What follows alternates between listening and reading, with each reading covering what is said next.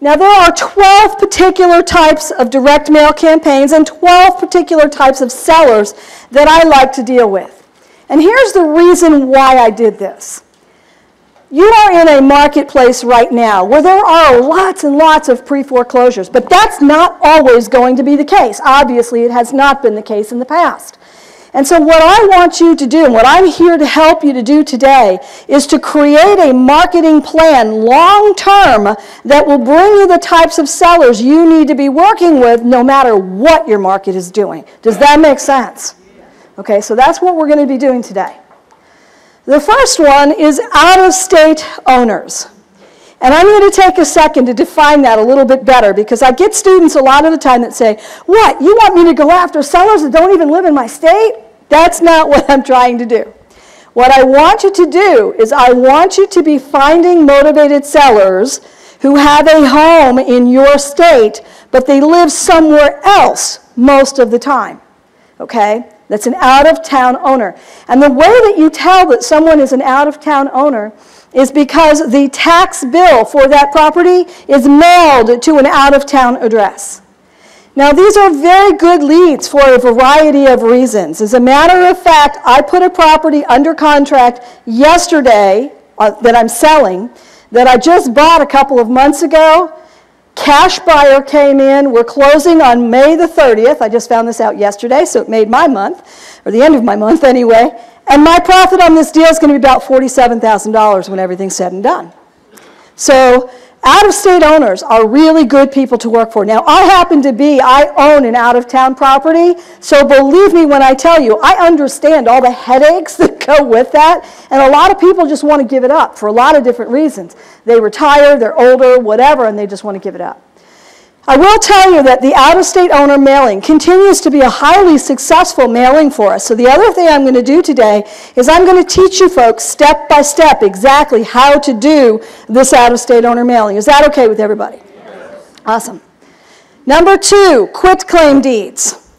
What I mean by that are folks who have quitclaimed this property for a variety of reasons. Now, a quitclaim deed is a non-market sale that takes place. Here's a couple of examples. Say you're a gal and you own your own home and you get married. What you're going to do most likely is to go down to the courthouse and quitclaim that home into your married name. Or you may add your spouse to that deed. What that tells me is that she owns a home and possibly he owns a home, and they may want to sell one or both and buy one of their very own.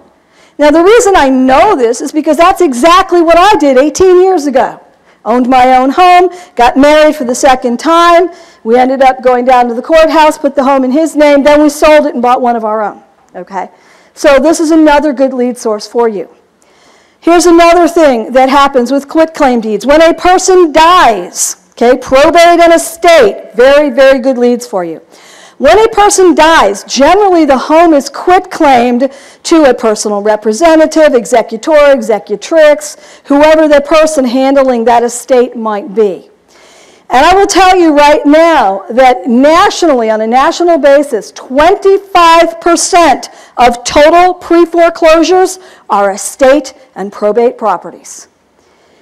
The other thing I will tell you, because we'll talk about that in a little bit, is that there are ways that you can find these sellers that nobody else knows about, even if they're in pre-foreclosure. So we'll talk about that in a little bit.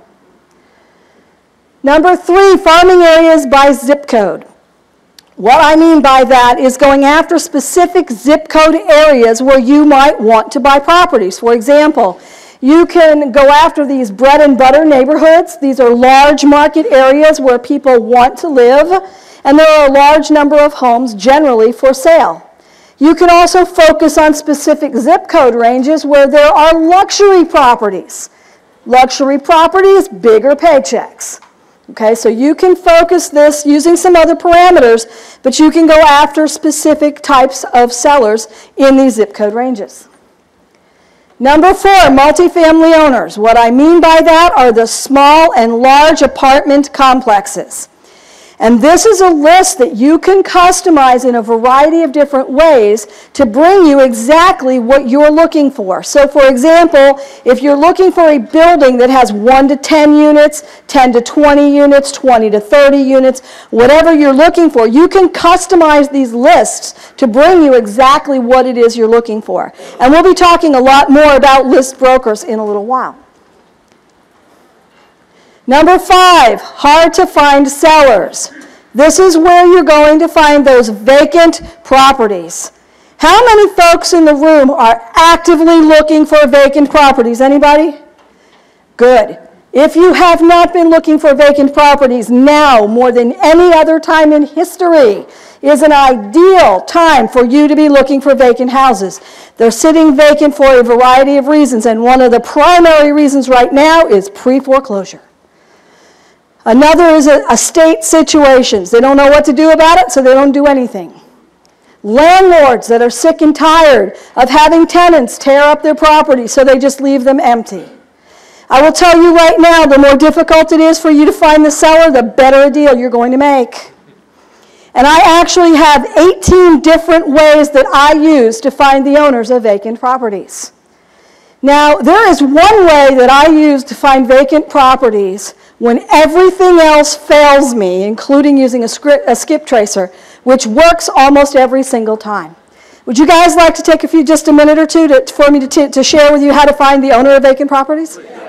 Okay. So nice to have more time. Here's what you do. You take your sign that says for sale by owner with your phone number and you put it in their yard. I'm not joking, by the way. This is serious. The response will be quick, and it won't be pretty.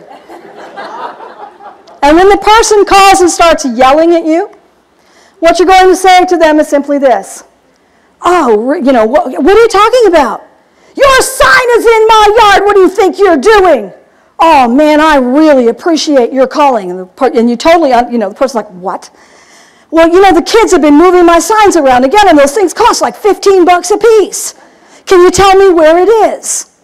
Okay, and they'll tell you the address of the property, which you already have. You just got their phone number on caller ID. You go over to the property, you remove their sign, or you remove your sign, you call them on and then you see, obviously, the property is vacant and empty. That's why you did it in the first place. You call them back the next day, and you say, I went over there and I took my sign out of your yard, but I noticed that your property is vacant and empty. Are you interested in selling? I can't tell you how many properties I bought this way, guys, for real. I had a student 2 months ago who came up to me at an event. She was in her 20s.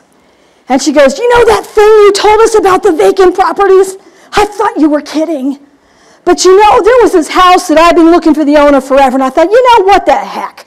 And I went over there and I put my sign in their yard, and you were right, the lady called me and she was screaming at me and I didn't know what to do, so I told her the truth.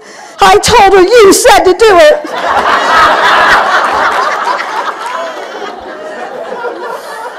I bought the house. I made $40,000. I swear to you, when everything else fails, that absolutely works. All right. Just wanted to share it. Number 6, pre-foreclosures. How many folks in the room are actively working pre-foreclosures? I knew that would get me a lot of hands. All right. How many folks are interested in finding pre-foreclosures that there's absolutely no competition for whatsoever? These are the pre-foreclosures I like. These are your estate and probate properties that you will be finding from your out-of-state owner mailing and your quit-to-claim deed mailing. So they're going to fall in your lap accidentally. Here's what happens. Generally speaking, at this point in time, when a person dies, the mortgage company does not initially file a lis pendens or a notice of default because they know their borrower is dead. Property now goes to probate or it goes to an heir who inherits this property. Property is 2, 3, 4 months behind on a mortgage, on a house that the person neither wants nor needs, with a mortgage that is not in their name. How many folks think these are ideal situations for a short sale, yes or yes? And the mortgage companies are more than willing to work with you because they know their borrower is dead. I have bought many properties using this technique because none of your competitors know anything about these properties. Because so far, Liz Pendants or notice of default has not been filed. Is that pretty cool? Yes? Yes. All right. That's what we're here to learn.